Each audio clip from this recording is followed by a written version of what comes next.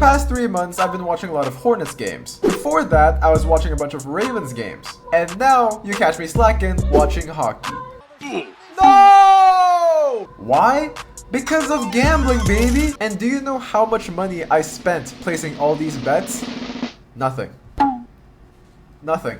A couple months ago, I discovered the greatest form of gambling, which is fake gambling. I swear to God, if you watch the past couple videos, you'd know that I wanted to talk about this app for ages. And now that I have time, they are currently dealing with a huge issue, which is kind of a bummer because I've been so addicted to this app. Every single night before I go to bed, I place my bets. And what I'm essentially gambling here is karma. Now, karma is not the real currency here. Real currency is called Rax. It is quite tough for people like me to earn Rax. Here are all the boring ways you can earn Rax, and it's not a lot. You go through this entire tedious, boring process until you can buy a player card. I bought my favorite player, LaMelo Ball. LaMelo Ball! LaMelo Ball! If he plays well, he will earn you a good chunk of change. If he doesn't play, then you get nothing. If he plays somewhat decently, he gets you about 6, maybe 7 racks a day. Nikola Jokic is the #1 overall basketball player right now.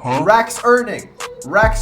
I still think LaMelo Ball is the best player in the world. He earns me about what, 10, 20 racks a game, which is quite a lot already, okay, because he plays really well. But one day, my phone blew up. I got the notification that Nikola Jokic hit a staggering 30-20-20 stat line, which ended up getting him a total of 130 fucking racks. What the fuck? I spent 200 to get this guy. Generally, a player would take about 10 to 15, maybe even 20 games to make it an even number, right? I decided that I'm going to try to get as much racks as possible so that I can prepare myself to buy as many Ravens players as I want when the NFL season starts. And I found the gateway to get myself to that position, which is the MLB season is starting around March, April-ish, okay? I don't know jack shit about baseball, okay? But I do know this. If you buy the top 10 MLB players, they will earn you back a frick ton. You earn way more by holding them on way earlier. Now, here's where it gets crazy. I gotta get 2,000 racks so that I can buy the top 10 players, and then we get the bad news. John came in.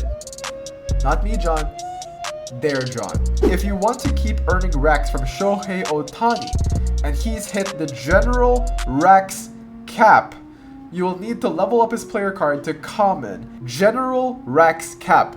Bro, this ruins the strategy that I've been planning for the past couple months. Not my strategy. I got it from the real pros. They know what they're doing. But basically, the top 10 Rax earners, it doesn't matter anymore, essentially. Because Nikola Jokic, it cost me $200 to buy Nikola Jokic. And you're telling me that the best player in the NBA has a cap for 500 racks and can't earn any more than that. Why do I buy him, for real? Because I'm not even a freaking Nuggets fan. I recorded the first half of the video last night. This morning, the update came out, and so much has happened actually. So for a clear explanation of what's going on, essentially player cards have an unlimited amount of racks they can earn. So Jokic, even though I paid 200 racks for him, there is no limit as to how much he can earn. But with the Rax Cap now, you need to level him up. And even when you do level him up, there is a cap to that too. Alright, let's get on to the business now. Okay, so this morning the update came out, and they really actually pushed through with it. They announced that they're going to be doing this for the MLB and the WNBA, and we're all kind of assuming that they're going to be implementing that next season for the NFL season too, and possibly the NBA. None of us wants this. Let me just be clear. Alright, so let's break this down. So there are two reasons why they're doing this update. So the first reason, the reason that they're telling us.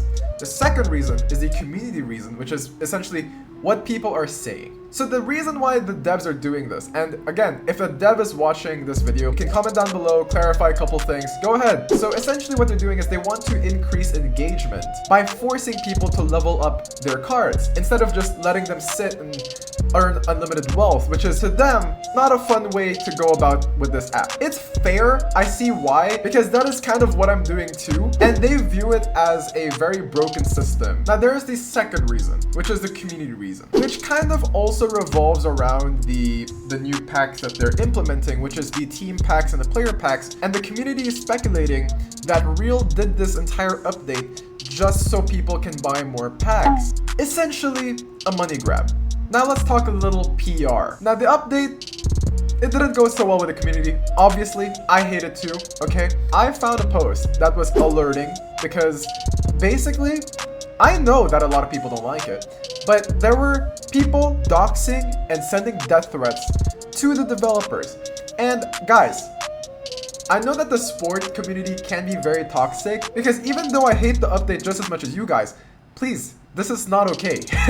we lose the battle as soon as we send death threats. But this can stem from the way that the devs are going about the issue. And the reason why the community backlash was so strong can be tied to how the developers are going about the reception of the update. Let's start off with what I liked about how the devs responded, okay? I have seen the devs respond to a lot of the comments. In fact, I really appreciated it because I saw the post, hated it, and then I saw the comments, people hated it. But the one thing that really shocked me was, I can see John putting out fires through a couple of comments, okay? He does try to respond, and I appreciated it because it shows that they're actually listening, but at the same time, they really aren't. Now, they are addressing some of the concerns, some of the FAQs, but they aren't addressing the core issue. People don't like the update. And what I really hated about this whole situation, last night when I was recording this video, I scrolled through a bunch of the Real comments on the post because I wanted to see what people thought, and I wanted to take screenshots of these comments because these users made very good points. In fact, these users also disseminate the situation a little bit better, and I also really wanted to show you guys the backlash right on the screen so you guys don't have to like look it up anymore. You guys can just see it for yourselves how people really disliked it. But unfortunately and uncharacteristically, Real turned off the comments, which is kind of a dick move. First off, we are your users, and there is really no other better place to talk about this issue and discussing it further than your app itself. But because that forum is closed, it kind of scatters the narrative all over the place, and you know, it's essentially them erasing the hate. And again, I really love this app. Okay, one of the biggest reasons why I really like this app is because of the comments, because the comments are so funny. The community is really funny. They can be toxic, but they're very funny. And the moment when the topics become serious, and the moment that the conversations start to matter, they turned off the comments. And it's not a good thing.